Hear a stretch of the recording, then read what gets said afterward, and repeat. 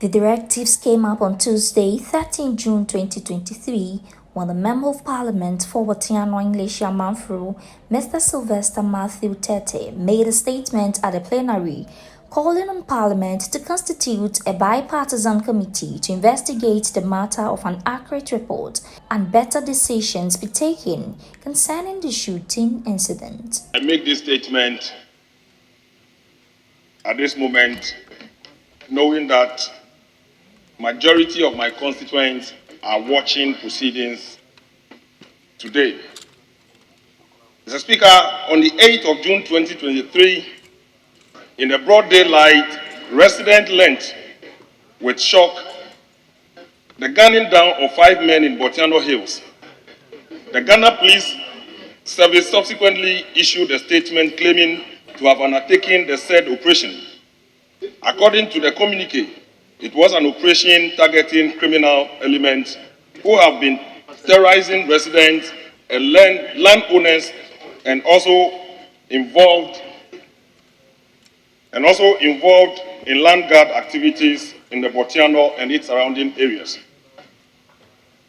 This resulted in the death of the following persons whose names have been given as Abraham Tete Wayo, aka Brother, Augustine Nikwe, aka Dada Joe, Daniel Nikwe, Joseph Amankwano, and an unidentified steel bender who operates within the area. All natives of the Birtianor area, this incident has brought uneasy calm in the community. According to the Birtianor MP, the reports from the police indicated that the 5 victims were into handguard activities in their area, but the families and other people in the area are also saying the 5 victims were not landguards, but rather they are into sand winning activities. Mr. Speaker, we acknowledge rampant landguard activities in and around the area and constant harassment of residents and builders alike. However, reports from the family, friends, and those with knowledge of these individuals have refuted the police allegation that these men were involved in land guard activities.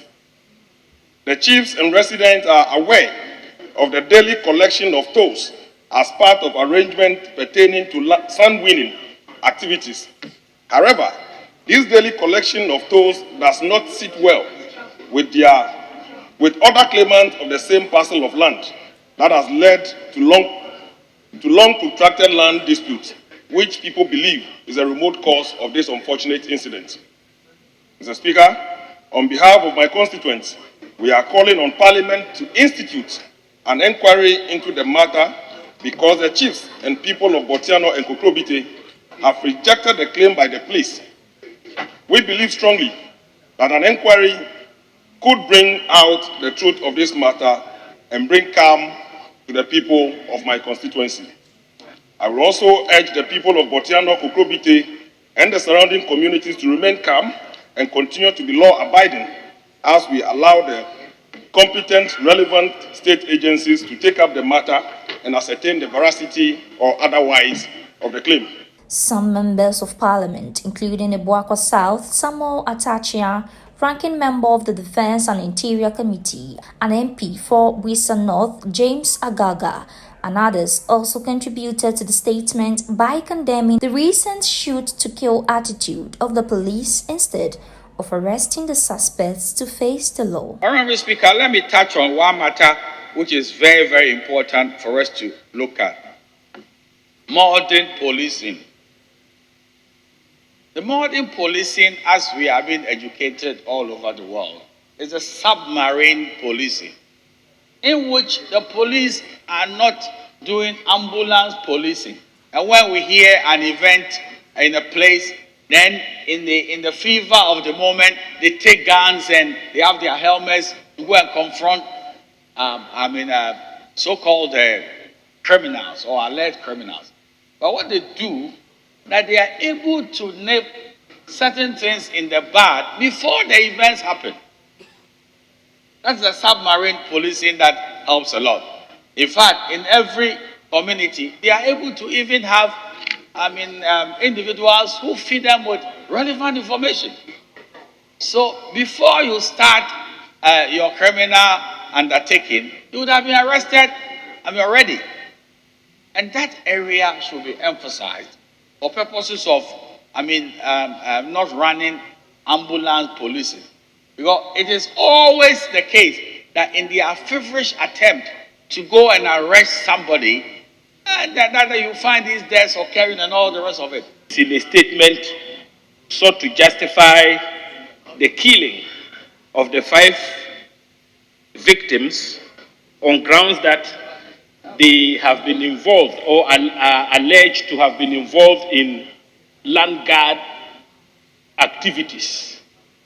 But, Mr. Speaker, the point needs to be made that if it is indeed true that the 5 persons were actually involved in land guard related activities, was it for the police to shoot them to death or to attempt to apprehend them and bring them to justice? Mr. Speaker, I think that the proper thing that ought to have been done in the circumstances was for the police to have attempted to apprehend the suspects, because our criminal jurisprudence is grounded on the presumption of innocence, and that presumption of innocence includes suspected land guards. And so the shooting to death of the alleged land guards leaves much to be desired. Now the members of the community are saying that they know the suspects, they know the victims, and that they are not known to be involved in land guard related activities. Speaker, this kind of incident is becoming too rampant. And the best way, Mr. Speaker, we can stop this is to make sure that this statement, after members making few comments on it, be referred to the Joint Committee of Lands and Forestry and Defense and Interior. Mr. Speaker, I'm saying Lands and Forestry because they are talking of land guards. This House passed the Land Use and Spatial Planning Law. And when you go to the district assemblies or municipalities or metropolitan assemblies, Mr. Speaker, we have people responsible for those units. What is the essence of laws and why did we pass that law? We passed that law to regulate matters concerning fiscal planning and all those things.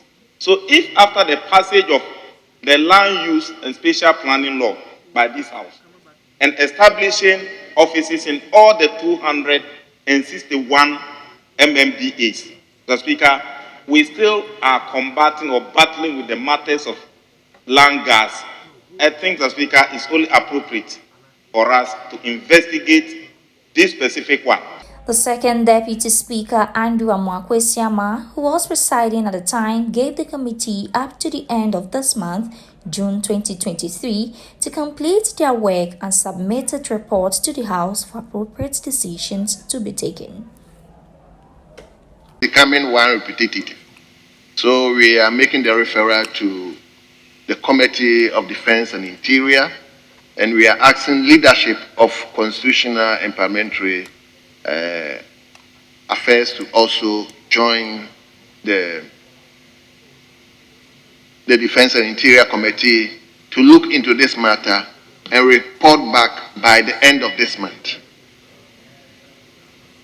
Ranking, you are here. I'm giving timelines. By the end of this month, we should have the report so that Parliament can take appropriate action on that.